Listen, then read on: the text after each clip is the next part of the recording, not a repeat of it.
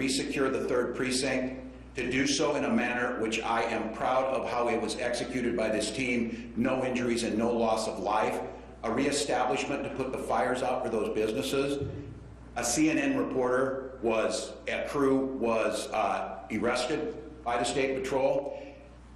A few minutes after hearing that, I was on a call with CNN President Jeff Zucker, who demanded to know what happened. I take full responsibility. There is absolutely no reason something like this should happen. Calls were made immediately. This is a very public apology to that team. It should not happen. And I want to be clear for those of you listening. I think our Minnesota's reporters know this. I am a teacher by trade, and I have spent my time as governor highlighting the need to be as transparent as possible and have the press here. I failed you last night in that. And it does not escape me that we are here on the catalyst that lit this spark by what happened with a police detainment of George Floyd, and the idea that a reporter would have been taken while another police action was in play is inexcusable. So to CNN, to the CNN team, to the journalists here, this is about having a plan, and that's what these folks are going to talk about.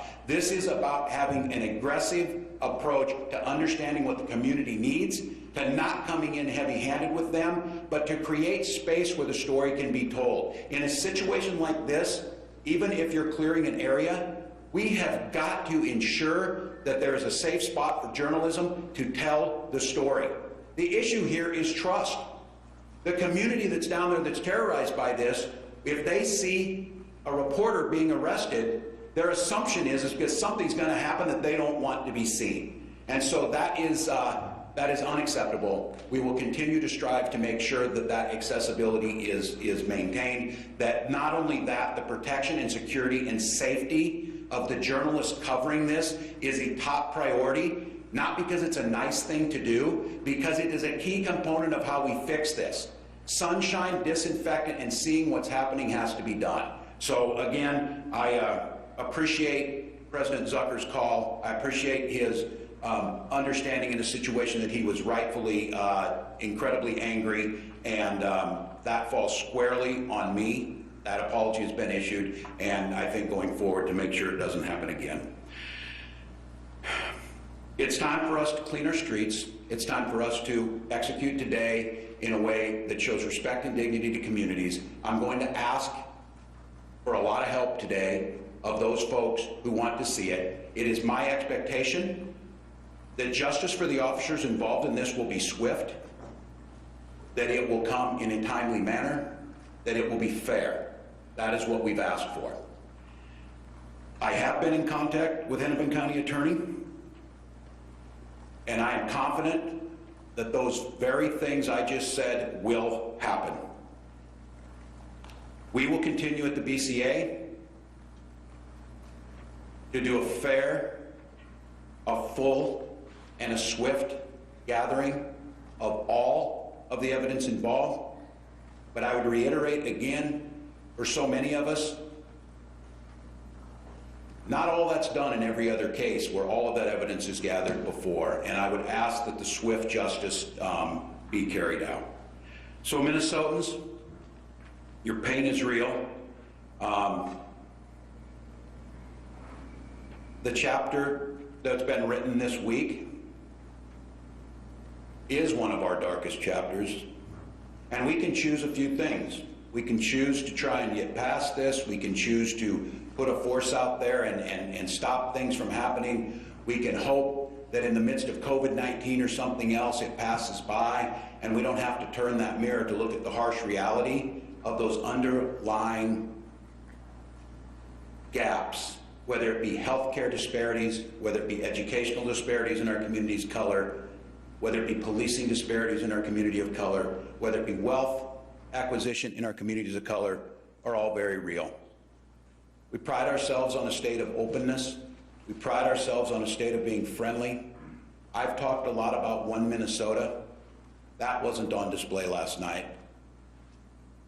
I don't naively think everything heals and you come to the forefront and you say it'll be better. This is a community that demands and should expect more than words. They should expect results. Lieutenant Governor Flanagan and I have tried to make equity the center of everything we've done.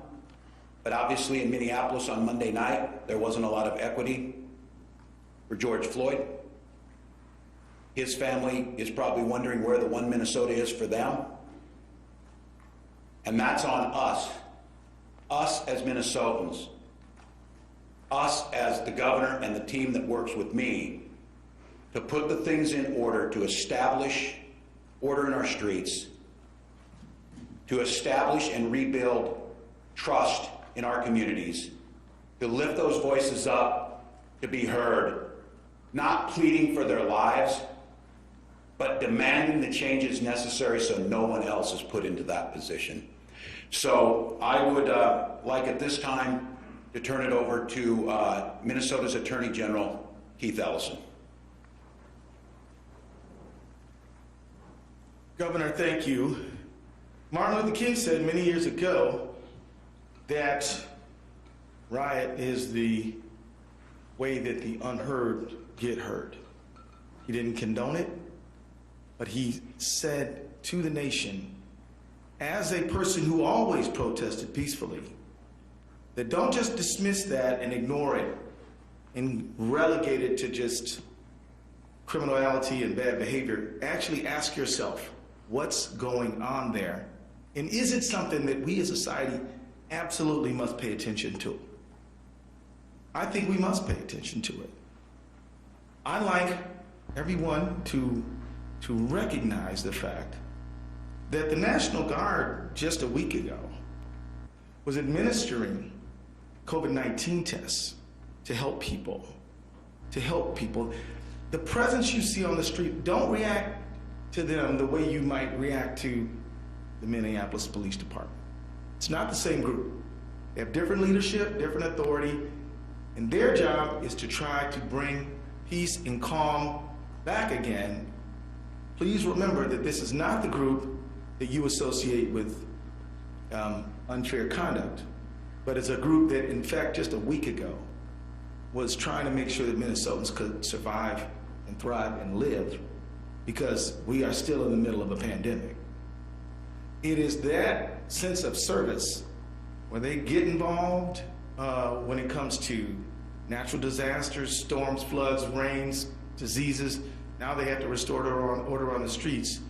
And I hope that the community who is protesting will protest peacefully, but not see this as another occupation by another military force. It really is make sure that there's calm and peace and that everybody can operate peacefully.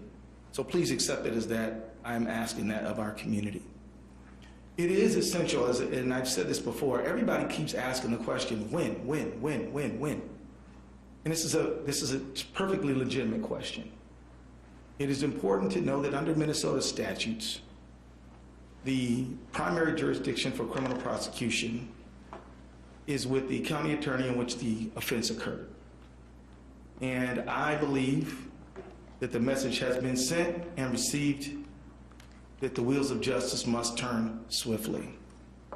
Not unjustly, expeditiously, thoroughly, fairly, but swiftly. It is important that people have confidence that accountability, no matter who you may be, is how we live in Minnesota. Let me also say that this prosecution, this investigation, this criminal process is important, and and the whole country and the whole world's looking at it, cannot solve the problem. As the governor so eloquently said, events like this start and they come to a conclusion, but we never start the process of real reform. I will submit to you that myself and Commissioner Harrington, under the leadership of the governor, have already started a process on the working group on preventing and reducing deadly force encounters with the police. We have a report that we want attention from the legislature and the entire community on to focus on that so that we can really get to the bottom of this when it comes to issues of use of force, when it comes to officer wellness, when it comes to community healing, and a whole range training issues, all kinds of things that bear on this issue. And it's not just those things. I believe that the real work of our working group is the implementation of this, and that really begins in earnest now and is more important now, I think, than ever.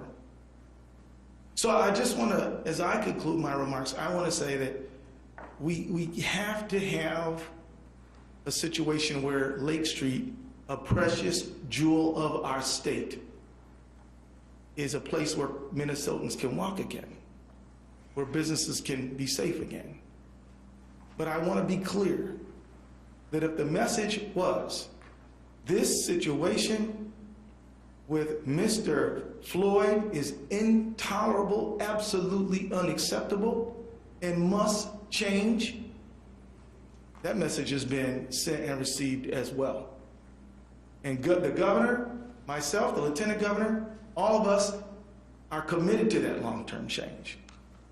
And I can tell you that I spoke with many legislators who feel the exact same way. People in the philanthropic community feel the exact same way. So I think we're going to do some real change. We're not just going to fix the windows and sweep up the glass. We're going to fix the broken, shattered society that leaves so many people behind based on their historical legacy of being in bondage and servitude, then second-class citizenship, and now fraught with disparities from everything from incarceration to housing to wages to everything else. And so with that, I want to hand it over to General Jensen, Major General Jensen, who will further elaborate. Thank you very much.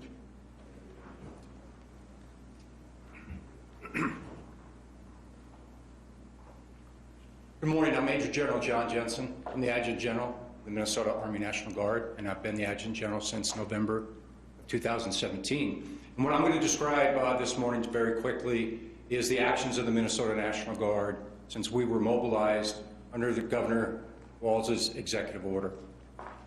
Like many Minnesotans, I woke up yesterday morning to the news that the Minneapolis mayor had requested National Guard support. The only difference was I opened up my phone and there was a text from Commissioner Harrington. It wasn't the newspaper or the morning news that notified me of that.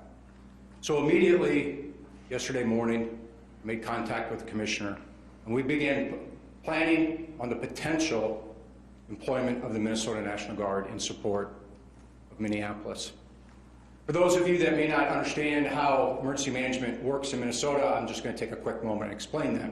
In Minnesota, county emergency management coordinators, or the mayors of Minneapolis, St. Paul, Rochester, and Duluth, may request National Guard support through the state EOC. So in accordance with that, Minneapolis Mayor Frey made that request to the Minnesota National Guard. What traditionally comes with the request, though, is a layout of capability needed and exactly the problem that's trying to be solved. Typically, the request for the Guard and that type of information come at the same time. Sometimes it lags. So when it lags, what we do is we begin preparing for an unknown mission. But in this case, we sort of knew what we might be doing as it related to civil disturbance in Minneapolis. But it's very important that we know exactly what we're being asked to do, so we make sure that we have the right equipment. We mobilize the right number of soldiers and the right number of soldiers and airmen to support those soldiers that are going to conduct the mission. That element was lacking. But with the governor's decision to allow me to continue to plan, we began notifying soldiers early yesterday morning of a pending mission. Once we notified our soldiers, again with the governor's verbal approval, we began mustering our soldiers and moving them into the metro area, knowing that the most likely probability of employment was going to be Minneapolis. As we met as a senior team yesterday afternoon, the one topic that continued to be discussed was the lack of clarity and the lack of a mission and a description of what exactly the Minnesota National Guard needed to do. My concern to the governor was twofold. One, I didn't know what special equipment I might need to accomplish the mission. And two, I was very concerned about being asked to move to an unfamiliar area of Minneapolis under the cover of darkness. I wanted to get out when it was still daylight, where my soldiers and my airmen could become familiar with their terrain and familiar with their mission. We never got such mission assignment. We never got such mission description. Yesterday, we performed 4 missions in support of the governor's executive order. The first mission came from the governor directly. That came when we were notified of an immediate and pending threat to the state capitol. My immediate advice to the governor was to assign that mission to the Minnesota National Guard. And he agreed, with one caveat, and that is the State Patrol also wanted to support that mission. So in cooperation with the State Patrol, we began that mission. The second and third mission came together. It came from St. Paul. Specifically, it was to provide security of the Ramsey County Law Enforcement Center and the Minnesota Bureau of Criminal Apprehension. The key part of that security was to ensure that St. Paul police officers were not required to secure those facilities, and they were therefore relieved of that duty and able to respond throughout the city of St. Paul throughout the day. And then the last mission we did receive yesterday evening was an escort mission for the Minneapolis Fire Department. The concept of the operations that we would move, link up with the Minneapolis Police Department, and as they went into unsecure and dangerous areas, that we would secure the area so they could perform their life-saving and property-saving missions. And we continued to do those missions through the evening. As the governor indicated, about midnight this morning, the governor authorized a law and order mission into the 3rd Precinct, what we would call in the military a clear and security mission. So under the leadership of the State Patrol and the Department of Public Safety, the Minnesota National Guard was assigned a task and a mission in support of the State Patrol. We would follow the State Patrol and we would help secure the area that they cleared. Our soldiers remain in that area as I speak now, still on that mission, still securing that location. So people and MnDOT can come in and begin the cleanup of that area. Now, we also have picked up one other mission with the city of Minneapolis. I won't cover the exact details, but it's ongoing right now with the Minneapolis Police Department. And I'm very proud of the relationship between the Minnesota National Guard and the Minneapolis Police Department that goes back to Super Bowl 52 just 2 years ago. Chief Rondo and I worked together during that Super Bowl. So we have had opportunities to serve together, and I have a lot of respect for him. We will continue to operate in Minneapolis until such time that the governor relieves us of that mission. And we will do so in support of the Department of Public Safety and the Minnesota State Patrol. So that's just a little bit of background of what the Minnesota National Guard since yesterday morning, when we first notified of a possible deployment, through the deployment and through our mission set last night and then early this morning. My recommendation this morning to the governor was that I continue to do the state capitol mission and that I continue to do the mission in support of the Minneapolis Fire Department. I believe both of those are very critical mission, both to the state and to Minneapolis. And then we'll conduct follow-on missions, again, in support of the Minnesota State Patrol and the Department of Public Safety. So at this time, I'd like to introduce the Commissioner of the Department of Public Safety, Commissioner John Harrington.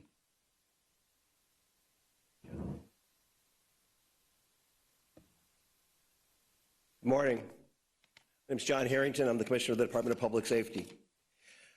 Governor Walz tasked me to prepare options and capacities and capabilities to respond to the civil unrest, protests but more importantly, and really more directly, to the unlawful behavior of the arsonists, the thieves, the burglars, the vandals who were tearing apart the city of Minneapolis. I want that to be clear, that that's, I think, a clear line of demarcation that we were operating under, because it is fundamental to the Department of Public Safety, it is fundamental to the State Patrol that we take an oath to support the Constitution, and that we believe that our work is absolutely essential to allow everyone's First Amendment right to have their voices heard. We were not deployed, and we have not been deployed, and we will not be deployed to stifle free speech. But we will not and cannot allow unlawful, dangerous behavior to continue. I am particularly proud of our relationship with both the Minnesota National Guard, Commissioner Stroman from the Department of Natural Resources, and Colonel Langer, who works for the Department of Public Safety as the colonel for the Minnesota State Patrol. We called and they came. And literally it was that, it doesn't make it much more complicated than that. I said, I'm going to need you, and I'm going to need you here in the city, and I may need you for 2 or 3 days, and I may need you longer than that, and I can't tell you what I'm going to need you to do yet, but I know I need you. And they came. They began preparing readiness to be able to move folks from all over the state of Minnesota, literally from miles and miles away, to come to the metro area to be prepared to help us keep the peace. Over the course of the day, I met with my counterparts in Minneapolis and St. Paul, Chief Arredondo and Chief Axtell, to talk about what missions they needed the state to help them fulfill. The Department of Public Safety at that point was calling to say, we are here to support you. We are your partners. Tell us what you need and we will backfill, we will fill in the gaps. Tell us what you need for resources and we will help you get it.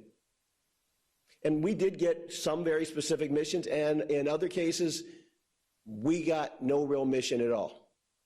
And in the absence of a real mission, we began to identify where the critical needs were. We tasked the State Patrol, we tasked DNR, we tasked the Minnesota National Guard to meet specific missions that we were requested to do. But we also tasked them with being flexible, because we knew that if things continued to devolve, that we might need to pivot and we might need to shift from a static post of guarding critical infrastructure to a fast-moving operational approach of restoring order. About midnight last night, I was party to a call where that pivot had to be made, where the mayor of Minneapolis called and said they had no more resources and they were not able to meet the public safety needs and control the behaviors that were occurring on Lake Street. They had lost the 3rd precinct. There was concerns about a gas main, and there was concerns about continued looting and fire burning throughout the city of Minneapolis. And different than our first night, I had comparable concerns of looting and fires being set in the city of St. Paul, and so we had to divide our resources to meet the needs of both of the Twin Cities. The task the governor gave me was pretty simple, actually.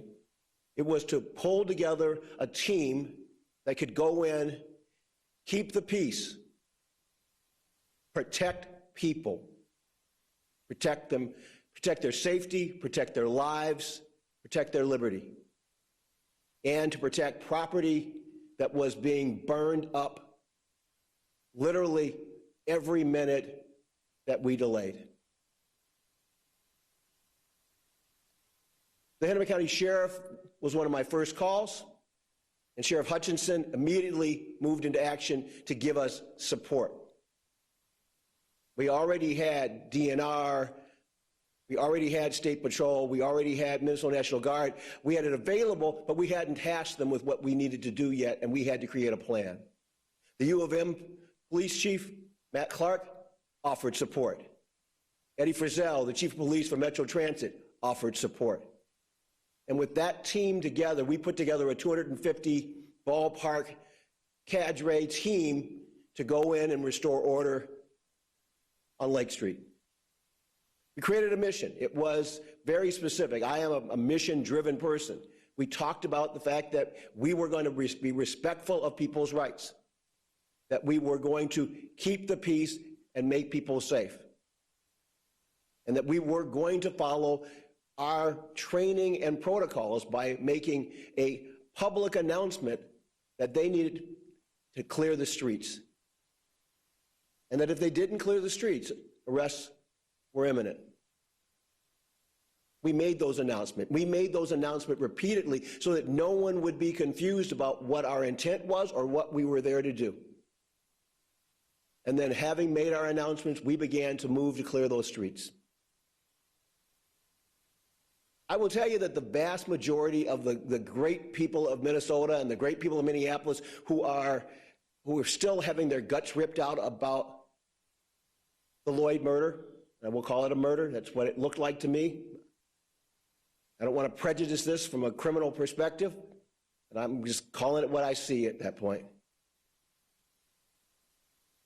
They weren't the people that were out there on the streets at 3 o'clock in the morning when we arrived on Lake Street. The people that were out there on Lake Street at 3 o'clock in the morning weren't the good people in Minnesota. They weren't the good people in Minneapolis. They weren't the people that wanted to mourn the lossing of a friend and a relative and a neighbor. And when they saw the National Guard, Minnesota State Patrol, and this cadre, this team moving down the street, the vast majority of them did what we thought they would do. They left. There were a few that decided not to leave. That was a choice that they get to make, but we had advised them what that choice would result in. And we took action to respectfully and carefully take folks into custody as was necessary. And it was a very limited and very structured and extremely disciplined approach to making those arrests. I'm very proud of the fact that despite what you've seen over the last few days of gas and canisters and foggers, almost no chemical agent was necessary to be used last night. We did it the old-fashioned way. Command presence, a uniform presence, and a clear intent to keep the peace, restore order, and to keep people safe. My task today is a little different. Having accomplished that mission, and I think we've secured those streets, and I appreciate the fact that I've right now got National Guard folks still holding that ground that we took last night. We need to keep that ground, and we need to prepare for what may come today. Our task today is we're bringing together a unified command of metro area police departments, sheriff's departments, and other law enforcement jurisdictions and other public safety entities into a multi-agency command center where we will create a plan that will keep the peace, maintain the peace, and prevent further lawless behavior in the city of Minneapolis, in the city of St. Paul, and in the surrounding suburbs. We're going to do this the right way. We're going to do it with full knowledge that our oath is to serve the state of Minnesota, to serve the communities, and to protect them. We are fully confident that we can do that mission and that we can do it while still ensuring that the constitutional rights of those who need to have their voices heard and who need to freely assemble can be protected. I can tell you that no one could have heard Mr. Lloyd's voice in the chaos of the screaming and the shouting and the fires at 1 o'clock in the morning on Lake Street. My job is to make sure that tonight that the community is safe and that our team is ready and prepared to keep it safe.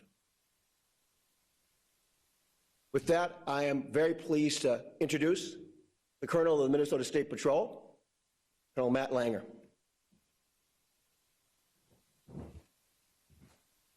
Well, thank you, Commissioner. My name is Matt Langer, and I have the honor and privilege of serving as Chief of the Minnesota State Patrol. I don't need to rehash what the Commissioner went through in terms of the detail that he provided on the role of the Minnesota State Patrol as it pertains to the city of Minneapolis this week. I was thinking about what to say about this week, and difficult is the first word that comes to mind, and it doesn't seem to represent everything that has occurred this week well enough, but it certainly represents the challenges that the Minnesota State Patrol has faced the last couple of nights as we have worked hard to combat the lawlessness, the dangerous behavior, and the criminal activity that has occurred both in the city of Minneapolis and other places. I'll speak specifically to last night because, as you've heard, shortly after midnight, between midnight and 1 a.m., Governor Walz asked the State Patrol to lead an event in the city of Minneapolis to quell the unrest that was occurring in and around the 3rd Precinct. There were many challenges in that area. One of the main challenges in that area was that there were fires set, and the Minneapolis Fire Department was unable to get there and extinguish those fires because they were shelled by those that were demonstrating and choosing to make life difficult for everyone who was trying to improve the condition. So as the Commissioner explained, we assembled a team, both with the State Patrol, the DNR, the University of Minnesota, Transit PD, Hennepin County Sheriff's Office, and the National Guard, and we assembled that team quickly, swiftly, strategically, and we descended into the city of Minneapolis with the one goal in mind: to, as safely and quickly as possible, recover the ground that had been lost to lawless activity and make it safe again, and then restore order, clean the area, and get it presentable so that we can move into the future tonight and beyond with a much different picture of what it means to be a resident citizen and your ability to demonstrate peacefully. That's the mission that we took on. That's what we did overnight. It was difficult, dangerous work for everyone involved, the people that are demonstrating, those that are caught in the middle of a demonstration without the desire to demonstrate, and the first responders that are there trying to do good work. We had a few troopers that suffered minor injuries. I'm thankful they're only minor. They stayed on the line and continued their good work because we needed every single one of them to do this job. We remain ready. We're there today with the National Guard. We're doing our best to hold that ground well and to make sure that we restore order, clean that spot up to the better than it was before, and to continue our efforts to make sure that public safety is of paramount concern as we move forward both tonight and into the future, and then work together to restore order across the entire city of Minneapolis. Just as a side note, we had a couple missions other places last night. Of course, our responsibility at the state capitol, and we also assisted the city of St. Paul with some lawless behavior that was occurring on University Avenue with some of our mobile response team assets. One thing I'll note is that we have troopers in the metropolitan area from all across the state of Minnesota.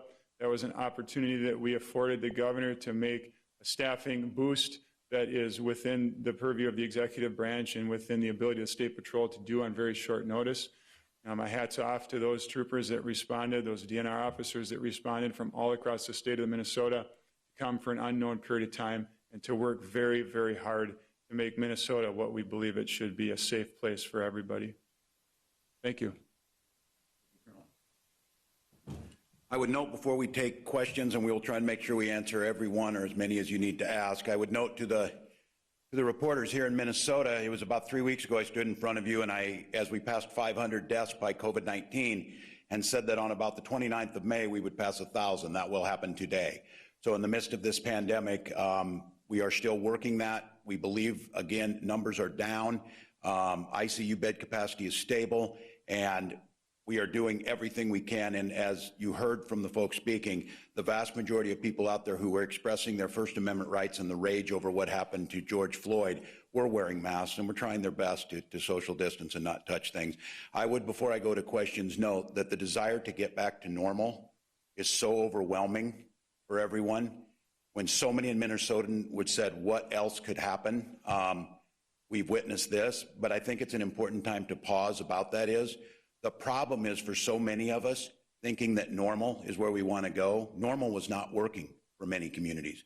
Normal was not working for George Floyd pre-COVID-19. It's certainly not working now. And so I think, as you heard the Attorney General talk about, that we're trying to look at, to use this as a point and not just rhetorically, but a point to make those changes. With that, Mary, we'll start. The press, I failed you last night. What about the public? The public did not see you, hear you.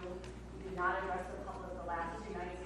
Well, I certainly don't think it's important to be on TV. I think what you expected me to do is to be there. Is we were in a support role as state law shows, and once it became apparent to me that the city of Minneapolis would not be able to complete that, I was directing the state to take that over. This is my responsibility.